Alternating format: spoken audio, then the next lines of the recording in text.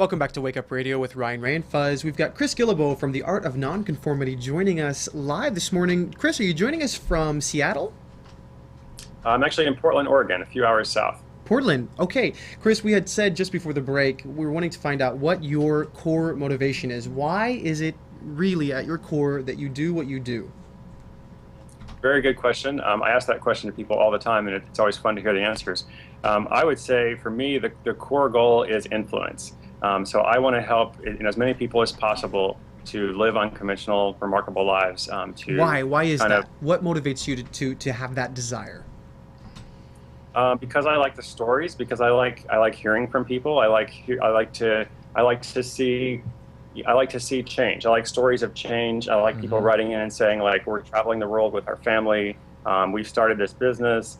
We've made this big, scary choice, whatever it is. Because I think a lot of us, myself included from different times, kind of make a lot of decisions out of fear. And so I want to help people like acknowledge that fear and understand it and to overcome it somehow, because that's what I've been able to do in my own way, and I still have my problems and fears and insecurities, but I would say that's the goal, is influence and helping people do that. I love it because that's talking about two things that we talk about here on the show. One is relationships, like every connection that he makes with someone, that empowers him and it empowers them, and that's what makes the world go round. And then secondly, it kind of sounds like when he says influence, I think legacy. There's a lot to be said about leaving a legacy, leaving a positive print on the world instead of just destroying or taking up space. Well, we talk, Chris, a lot on the show about love and fear, and these are the two main motivators in our lives as I see it. And I know it's definitely really important to deal with your fear. I watched a video clip of you speaking at I think it was the TEDx conference. Right, yeah. They were talking about fear and how to deal with fear, understand, acknowledge, and what was the third part of that? Is there anything else, any other advice you would give others on dealing with fear? I would say probably the most important thing is to not let fear make your decisions for you. Good. Like to acknowledge that the fear is there, understand it, understand the core motivation of the fear, like we're talking about. But then just say, okay, I'm going to be afraid of this thing, but I'm going to do it anyway. Like fear is not going to determine how I live my life. It's not going to determine the big decisions that I make. So fear or inertia also. Here's an example. I'm getting ready to go out and do this book tour all across the country where I meet my readers. I'm doing 60 cities, every state, every province in the U.S. and Canada. And so I just wanted to do the most epic, unconventional book tour that I could think of. It's totally self-funded. The publisher is sending me on my way, but I pay for everything myself. And I actually have a lot of fear about this. Like I actually am just trying to figure out the logistics of going place to place. As an introvert, doing 63, events back to back. There's all kinds of good reasons why not to do it, right? Yeah. Right. But I just think it's a fun thing, and like the meetups that I've done so far, I've heard some really good stories, and it's been an empowering thing for other people and for me as well. So I just figure let's go for it. So try not to let fear make your decisions for you. Okay, and can I point out real quick, so you are a self-proclaimed introvert? Did I just hear you use that word during That's all correct. that? And yes. Congratulations. I love that because I think, again, a lot of people use that as an excuse. Oh, I'm not a people person, or I'm not very good about this or whatever. Right. And here you are. You're proof positive that it doesn't have to be that way. Yeah, great. Now, what advice, Chris, would you give our audience and others who are listening to help them break out of the ordinary and start following their passions? I really like what you said earlier about explore possibility or expand possibility. I forgot exactly how you say it, but I use kind of similar language. I like to always remove the objections. I always focus on the goal. Let's talk about what we really want to do, and then let's kind of back it up and remove the objections. Okay, so if it's your goal to start a small business, let's talk about what that looks like. To start a business, you really don't need an MBA.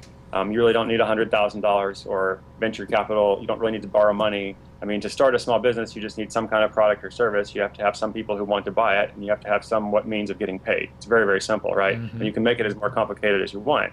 If you want to travel, you don't have to go to every country in the world. There's probably somewhere in the world that you want to go to. If you start saving $2 a day, which almost anyone who watches this show can do, then over a year you'll be able to go anywhere in the world, and probably most places you can do it, much sooner than a year. So I always like to say, like, what are the objections, and how can we just like remove those objections, so that we can, find that possibilities, we can find that opportunity, and do what it is that we really want to do. Good. Yeah, I love that. And if I can tag along to that because of the story that you Please. shared earlier, I also love it's another example, and Angela, who we had seen earlier, of ask and he shall receive. And when he came up with this idea about the blog and whatnot, he threw it out to his friends and said, "Hey, what do you think about this? Right. Can you help me out?" And so many of us, I think, feel like we've got to do it by ourselves, or we have to, people will think I'm nuts if I tell them that I want to do this, or I have this idea, or whatever. And once again, you're proof that ask and he shall receive. Put it out there and see what happens. Well, there are so many things that stop us. We stop ourselves because of paralysis by analysis. We stop ourselves because of fear of the unknown. We stop ourselves because of financial reasons. And just like you had said, earlier, Angela was talking about, she had $50 in her bank account, and she had to pay her entire crew, and she didn't know what she was going to do, but she pulled through. And that last minute $10,000 investment came in. Has that been the case with you, Chris? Have you seen these types of coincidences come about when you're trying to get to these obscure countries, or pull together some new project? I've seen all kinds of synchronicities and all kinds of things that just kind of confirm that, I'm on the right track. Maybe a few months ago, I launched a product called the Empire Building Kit, and I was a little bit stuck in the marketing and in terms of the timeline and how I was going to do things. I knew it was an important thing, but I just felt stuck. And then a few things happened. I wasn't sure. I had to get this flight back from Chicago to Portland, and my wife Jolie said, "You should check on Amtrak." And I was like, "Amtrak? That's ridiculous. That's a long way, and who wants to ride Amtrak anyway for that long?" And then she said, "Just look it up." Okay, so I look it up, on my iPhone, and I find out that the name of the train is the Empire Builder train. Wow. And I'm like, "What? Interesting. Okay, synchronicity." And then, from time to time, different travel companies send me stuff to review or whatever. And the next day, I opened the door, and the UPS guy dropped off this box, and it turned out to be a laptop bag, and the laptop bag was named the Empire Builder. And I was like, okay. So basically, I was like, this is pretty serious synchronicity. So what I'll do is let's put all this together. Instead of flying back from Chicago, let's take the Empire Builder train, and I'll take this Empire Builder bag with me. By the way, this is also my birthday, and we'll do a live 24-hour Empire Building Kit launch, on the Empire Builder train with the bag and all that kind of stuff. So it's like all this kind of crazy stuff, and it came together. It made like this really, really fun story, and it was totally the answer to my feeling stuck or whatever. I was like, well, got to do it. I've got a timeline, I've got a deadline.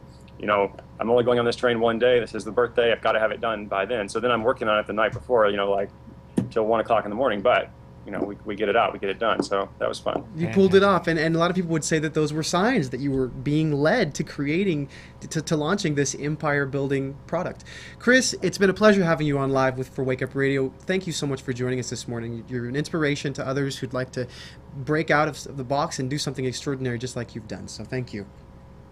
Guys, thanks so much for having me. It's a big honor. Absolutely. Great, thank you. And we'll be back in just a moment with a wrap up of Chris's story here on Wake Up Radio. Stay with us.